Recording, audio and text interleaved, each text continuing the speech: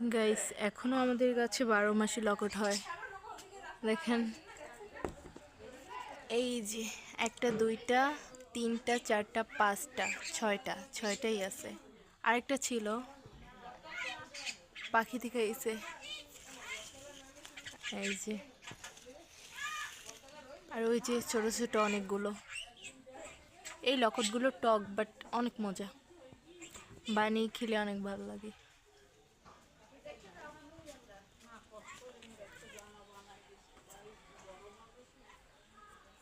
এটা হচ্ছে আমাদের গাছ। এই গাছে অনেকগুলো লকেট হয়। কে কে লকেট খেতে পছন্দ করো সবাই কমেন্টে লিখবা। আমার তো খুব ভালো লাগে। সবাই ভালো থাকবে। আল্লাহ হাফেজ। বাই।